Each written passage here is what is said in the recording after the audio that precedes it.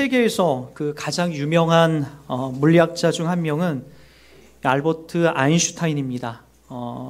그의 뒤를 이은 또 다른 저명한 물리학자가 스티븐 호킹 박사죠. 영국 출신. 76세로 3월 14일 날 타계했습니다.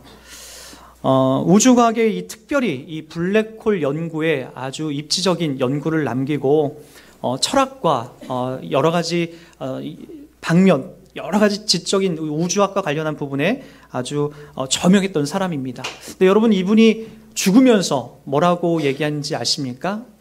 신은 없다.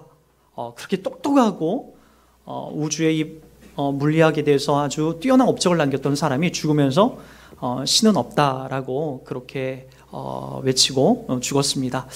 그도 그럴 것이 그는 여러분 다 알다시피 루게릭병으로 젊은 날부터 죽을 때까지 고생을 했습니다. 점점 근육이 마비가 되어 가는 거죠. 나중에는 목이 한쪽으로 굳어져 가지고 눈으로 자판기를 읽게 된, 초점을 맞춰서 읽게 되는 그런 것들로 연구를 하게 되고, 그러니까 얼마나 본인의 처지와 형편이 비참했으면 신은 없다라고 하면서 그렇게 죽어갔겠습니까?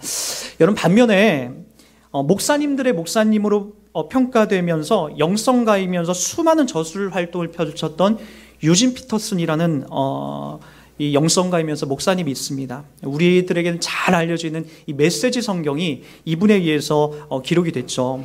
이 유진 피터슨은 86세로 얼마 전에 이제 소천하셨어요. 근데 이분이 돌아가시면서 남겼던 말이 뭐였냐면요, Let's go였어요. 가자 라였어요. 그러니까 한 분은 뭐라고 했냐면은 신은 없다 라고 하면서 그 뛰어난 지적인 명석함을 갖고 그렇게 절망 속에서 죽어간 반면에 이 유진 피터슨 목사님은 뭐라고 했다라고요? Let's go, 가자. 그 어딘지 모르는 그 미지의 하나님과 함께할 그 선명하고 분명한 그 자리를 Let's go, 가자라고 그렇게 외쳤다라고 합니다. 여러분, 우리는 어떨까요? 우리도 이 두 자리를 반드시 고백하며 나가게 될 겁니다. 한 자리는 신은 없어, 그냥 죽으면 끝이야 라고 하는 자리와, 아니야, 렛츠 고, 더 분명하고 확실한 그 자리를 힘있게 우리도 외치고 그렇게 나가게 될 거죠. 근데 여러분, 이것은 우리 인간들에게 금방 찾아옵니다. 나라는 존재가 여러분 이 땅에 태어날 확률이 얼마나 된다라고 생각하십니까? 남자의 정자가 한 3억 정도 되니까 뭐 3억 분의 1이라고 생각하는데 그렇지가 않아요.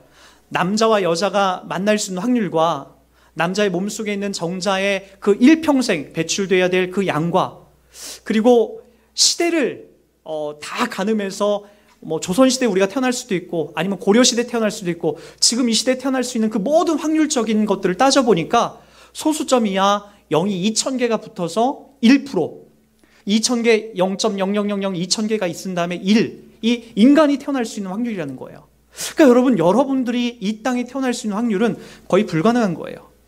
그러니까 이런 영역들은 다 뭐냐면 신께서 우리를 이 땅에 보내시고 그분의 통치 아래 우리가 있다는 것을 보여주는 거지, 내가 잘나서, 내가 괜찮아서, 내가 어떤 성별을 갖고 내가 기획하고 계획해서 나온 게 아니에요. 하나님께서 여러분들 향해서 이처럼 놀라운 계획 속에서 이 땅에 태어나게 한 거죠. 여러분, 그런데 그렇게 놀랍게 태어난 우리들이지만 여러분, 우리는 7, 80년, 90년 정도를 살다가 우리 인생이 마치게 될 그런 날들이 찾아오게 된다는 거죠. 그리고 이 날들이 상당히 빠르게 와요. 정말 우리들 가운데 빠르게 옵니다. 성경도 이렇게 얘기합니다.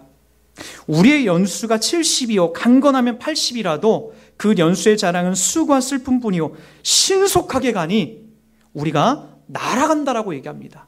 신속하게 갈 뿐만 아니라 우리의 연수가 그냥 뭐 날아간다는 표현을 씁니다. 어른들하고 얘기해보면 그런 얘기를 많이 해요. 내가 언제 이렇게 70이 됐는지 모르겠다. 내 마음은 28 청춘인데 언제 이렇게 시간이 빠르게 흘러왔는지 모르겠다. 다 그런 얘기를 하세요. 성경에 있는 그대로죠. 날아가나이다, 신속히 가나이다 라고 얘기합니다. 그리고 또 이런 표현도 있습니다. 야고보서 4장 14절에 보면은 내일 일을 너희가 알지 못하는도다. 너희 생명이 무엇이냐? 너희는 잠깐 보이다가 없어지는 안개니라라고 얘기합니다. 아침에 안개가 잠깐 있다 햇볕이 뜨면 금방 사라지지 않습니까? 여러분들이 그와 같은 인생이라는 거예요. 잠깐 풀잎에 맺힌 이슬처럼 햇빛 나오면 다 사라지는 그런 모습, 그런 인생이 바로 우리들이라는 거죠. 근데 여러분, 우리가 정말로 이 땅에 소중하고 정말 가치 있게 태어났는데, 기적적으로 우리가 태어났는데 7, 80년 살다가 허무하게 인생이 끝나고 신은 없다라고 외치는 그런 자리에 우리 인간이 서게 된다면 여러분, 얼마나 그게 절망스러운 거예요. Let's go 해야죠. 가자! 또 다른 곳으로 가자라고 외쳐야 되지, 신은 없다, 끝났다, 다 사라진다, 다 무의미하다 라고 하는 것은 여러분 정말로 허무한 자리라는 거죠. 성경은 우리들 가운데 계속해서 무엇을 얘기하고 있죠? Let's go를 얘기하고 있어요. 죽음이 다가 아니다. 또 다른 세계가 열린다.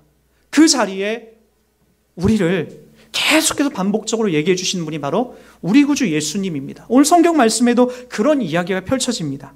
오늘 이야기 속에서 가장 많이 들리는 것들은 뭐냐면은 조금 있으면이라는 뜻이에요.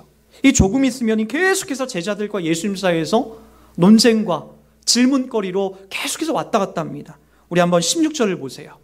조금 있으면 너희가 나를 보지 못하겠고 또 조금 있으면 나를 보리라 하시니 라고 얘기합니다. 도대체 이게 무슨 말일까요? 제자들은 이거에 대해서 이렇게 이해를 합니다. 17절 보세요. 재차 예수님께 질문하는 거예요. 제자 중에서 서로 말하되 우리에게 말씀하신 바 조금 있으면 나를 보지 못하겠고 또 조금 있으면 나를 보리라 하시며 또 내가 아버지께 감이라고 하신 말씀이 무슨 말씀이냐고 이거에 대해서 궁금증을 갖고 있는 거예요. 여러분, 조금 있으면 나를 보지 못하겠고라는 것이 무슨 의미예요? 여러분, 예수님이 오늘 이 다락방 광화를 다 마무리하고요, 정확하게 한 3시간 정도 되면 예수님은 붙잡혀 갑니다. 누구에게 붙잡혀 가는지 아시죠? 바로 예수님이 십자가에 못 박혀 죽기 위해서 유대 관원들이 대제사장들의 힘에 의해서 그가 이제 붙잡혀 가는 거예요. 3시간 뒤에 이 이야기가 끝난 다음에, 그리고 나서 예수님이 정확하게 금요일 날 밤에 십자가에 못 박혀 이제 죽습니다. 조금 있으면 너희가 나를 보지 못할 것이다. 그게 바로 뭐냐면 예수님이 십자가에 못 박혀 죽으셔서 3일 동안 그분을 대면하지 못하는 그 자리를 말하는 거죠. 여러분, 갑작스러운 죽음을 경험해 본 적 있습니까? 저는 저희 아버지가 위암으로 돌아가셨기 때문에 아버지는 천천히 이렇게 소천해 가시는 모습을 저는 봤고요. 저희 어머니는 갑작스럽게 돌아가셨어요. 어머니가 갑작스럽게 인사도 못하고 돌아가시는 그 상황을 접하게 되니까 그게 얼마나 마음이 무겁고 힘들었는지 몰라요. 지금 제자들이 그런 심정이에요. 3년 6개월을 예수님을 쫓아다녔거든요. 거기에서 예수님으로부터 받았던 능력과 받았던 도움, 받았던 위안들이 얼마나 많았겠습니까? 근데 예수님이 갑자기 붙잡히더니 그 일들이 갑자기 진행되는 거예요. 마음에 정리할 시간도 없이 예수님이 십자가 밖에 죽는 모습을 제자들이 보고 나서 너무나 그것이 당황스러웠던 거죠. 그래서 저는 그게 이해가 가요. 너무나 당황스러워서 제자들이 뿔뿔이 도망갔던 거예요. 마음에 정리할 시간이 없기 때문에. 그렇게 절망의 시간을 그들은 보냅니다. 그게 바로 조금이에요. 조금 있으면 너희들이 나를 보지 못할 것이다. 그러나 여러분, 이것으로 끝나지 않습니다. 자, 이제 16절을 보세요. 이거에 대해서 이러한 질문과 이러한 답답함에 대해서 이들이 궁금할 때에 16절, 조금 있으면 너희가 나를 보지 못하겠고 또 조금 있으면 뭐 한다고 했죠? 나를 보리라라고 얘기해요. 이게 힘들었던 거예요. 조금 있으면 나를 보지 못하겠다라는 건 그래요. 죽었기 때문에 이해를 알겠는데 조금 있으면 또 나를 보리라고 하는 것은 도대체 무슨 이야기하는 거예요? 여러분, 사람이 죽으면 끝나는 거죠. 아닙니까? 사람이 죽으면 끝이죠. 뭘 조금 있으면 또 본다는 의미가 도대체 뭡니까? 근데 예수님이 이거에 대해서 호언장담하세요. 그리고 나서 이렇게 설명을 하죠. 19절부터 예수님이 하셨던 이 설명을 한번 보세요. 예수께서 그 묻고자 함을 아시고 이르시되 내 말이 조금 있으면 나를 보지 못하겠고 또 조금 있으면 나를 보리라 함으로 서로 문의하느냐.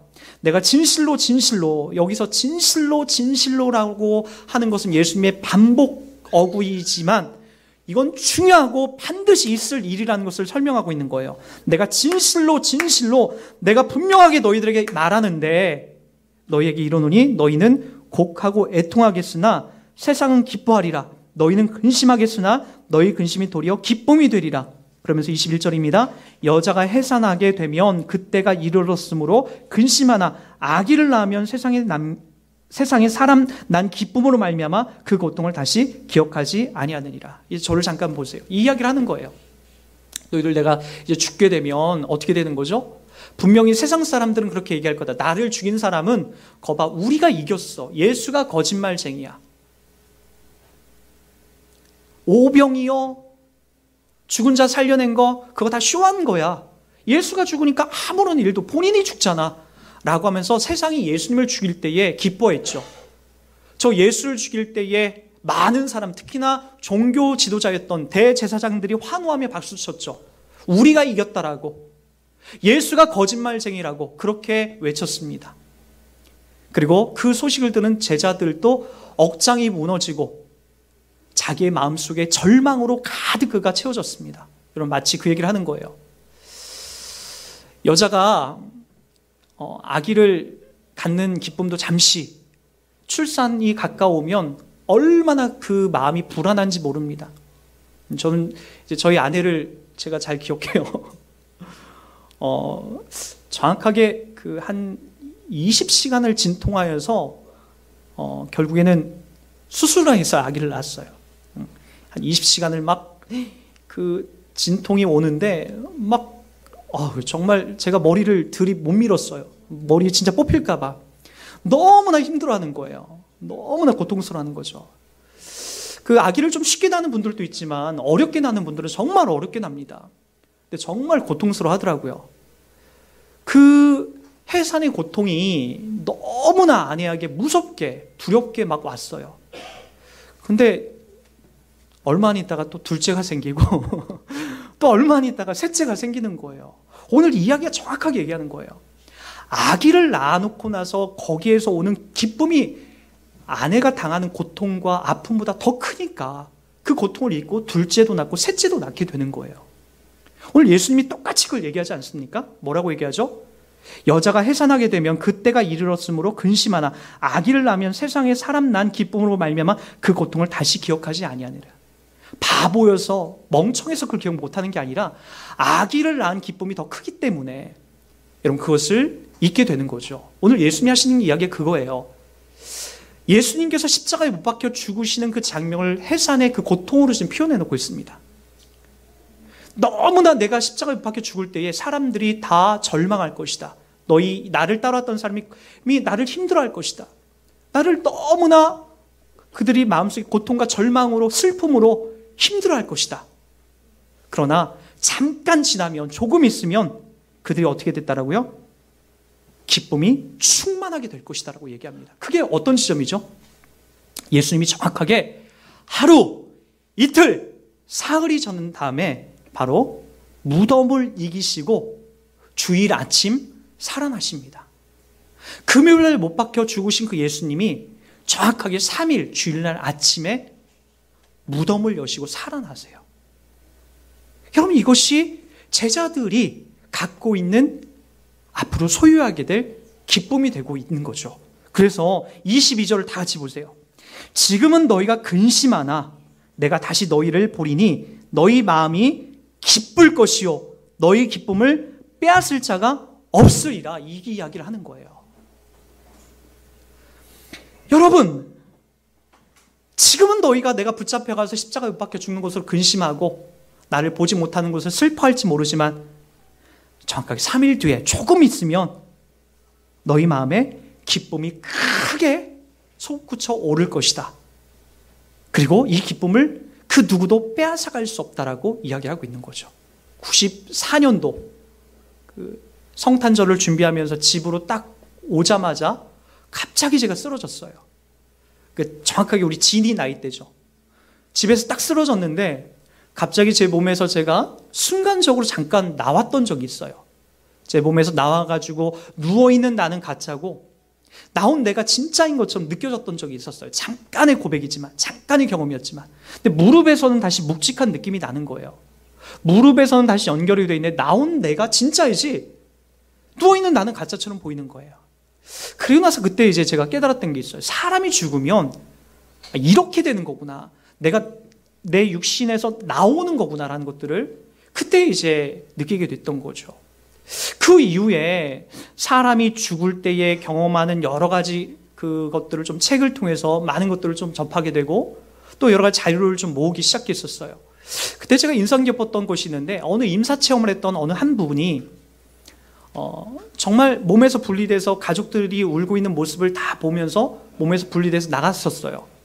근데 병원에서 나가는데 3층에 옥상을 지나서 올라가고 있는데 그 3층에 빨간색 신발이 하나 눈에 들어오더라는 거예요. 그리고 순간적으로 자기도 모르게 자기 몸속으로 다시 들어오게 됐는데 들어와서 순간적으로 잠깐 살아난 거예요. 우리 주변에 뉴스로 이런 거 가끔 나오지 않습니까? 주변에 1시간, 2시간 동안 죽었다가 다시 관 속을 뚝뚝뚝뚝 그러면서 막 살려달라고 하면서 깨어났던 이야기. 우리 주변에 몇 년에 한 번씩은 이런 기사가 꼭 나옵니다. 이분도 이제 그런 케이스였던 거죠. 죽어서 내가 지금 어딘가로 빨려 들어가고 있는데 자기 몸속으로 다시 들어온 거예요. 근데 올라가면서 깨어나자마자 내가 이게 진짜인지 가짜인지 모르겠다. 그런데 올라가면서 3층 옥상에 신발 하나를 봤다. 빨간색. 한번 있는지 그쯤 가져와 봐라. 진짜 가족 중에 누가 한 명이 올라서 그걸 올라가 보니까 3층에 그 신발이 있었던 거예요. 여러분, 우리 주변에 죽음이 끝이다, 신은 없다라고 그렇게 절망스러운 이야기로 표현하는 것에 현혹되지 마세요. 우린 그렇지가 않아요. 렛츠고예요, 렛츠고. 어디론가 가는 거예요. 근데 여러분, 그곳에 갈 때 어떤 육신으로 가게 되면 전혀 지금 우리가 아프고 병들고 고통당하고 늙고 흰머리 나고 머리 빠지는 그런 육신을 갖고 가는 게 아니에요. 전혀 새로운 육신을 갖고 새로운 모습을 덧입어서 하나님 나라, 그분이 있는 곳으로 가는 거죠. 그곳에 아프거나 병들지 않는 정말로 주님이 우리의 주인 되시는 그 자리로 우리가 흘러가게 되는 거예요. 누구처럼? 예수님, 부활하시고 살아나신 예수님처럼 그 자리로 우리가 그렇게 가는 거죠. 또 하나 우리가 중요하게 봐야 될 것이 있습니다. 그 자리는 두 번째로 우리 확인해야 될 것은 여러분, 사망을 이길 수 있는 능력이 예수님에게 있다라는 거예요. 여러분, 우리 고린도전서 15장을 한번 가보세요. 고린도전서 15장입니다. 신약 381페이지입니다. 형제들아, 내가 너희에게 전한 복음을 너희에게 알게 하노니 이는 너희가 받은 것이요 또 그 가운데 선 것이라. 너희가 만일 내가 전한 그 말을 굳게 지키고 헛되이 믿지 않으면 그로 말미암아 구원을 받으리라. 내가 받은 것을 먼저 너희에게 전하였노니 이는 성경대로 그리스도께서 우리 죄를 위하여 죽으시고 장사 지낸 바 되셨다가 성경대로 사흘 만에 다시 살아나사 게바에게 보이시고 그 후에 12제자와 그 후에 500여 형제들에게 일시에 보이셨나니 그 중에 지금까지 대다수는 살아있고 어떤 사람은 잠들었으며 그 후에 야고보에게 보이셨으니 그 후에 모든 사도에게와 맨 나중에 만삭되지 못하여 난 자 같은 내게도 보이셨느니라 라고 얘기합니다. 여러분, 사도 바울이 고린도 교회에다가 이 편지를 띄웁니다. 근데 여러분 다 아시죠? 고린도 교회는 어떤 교회인지 여러분 다 아실 거예요. 여러분, 이 당시 아테네가 이 철학과 수사학에 가장 뛰어난 동네였습니다. 아테네에 바로 근접해 있는 나라 지역이 바로 이 고린도 교회입니다. 그러니까 아테네, 이 철학과 수사학에 가장 큰 영향을 받은 지역이 바로 이 고린도 교회입니다. 상업적으로 또 학문적으로 상당히 뛰어나 있는 곳이죠. 근데 이곳에 바울이 겁없이 이 편지를 띄웁니다. 하면서 뭐라고 얘기하죠? 내가 받은 것을 너희에게 전하였노니 이는 성경대로 그리스도께서 우리 죄를 위하여 죽으시고 라고 합니다. 그리고 장사 지낸 바 되셨다가 성경대로 사흘 만에 다시 살아나셨으니 겁없이 이 편지를 띄웁니다. 그리고 나서 부연 설명합니다. 이것이 진짜라는 걸 내가 설명하겠다. 베드로에게 보이고 그 후에 12제자와 그 후에 500여 형제에게 예수님이 죽었다 살아난 것을 보여줬다라고 얘기합니다. 그리고 또 뭐라고 하죠? 너희들 증거 대기 좋아하잖아. 증거 찾아내기 좋아하잖아. 여기 증거를 내가 보여줄게. 그 중에 대다수는 지금도 살아있어. 예수님이 죽었다 살아난 그것을 본 사람들이 지금도 500여 형제들 중에 대부분이 다 살아있어. 그리고 또 하나, 나도 예수를 핍박하는 자였는데 나도 예수가 살아나는 것을 봐서 지금 너에게 이렇게 편지를 띄운다라고 얘기합니다. 여러분, 이것 앞에 고린도 교회에 있는 사람들이 이 부활에 대한 소망을 더더욱 확신하면서 나갔던 거예요. 그렇구나. 우리의 철학과 우리의 사상도 죽음 앞에선 맥을 못 쓰는데 저 예수 안에서는 예수님은 죽음을 이기시고 살아날 수 있는 분이구나. 그리고 죽음을 이기시고 살아난 것을 믿는 자들에게 오늘 여기 바울은 더 부연 설명을 해나갑니다. 우리 12절부터 한번 보세요.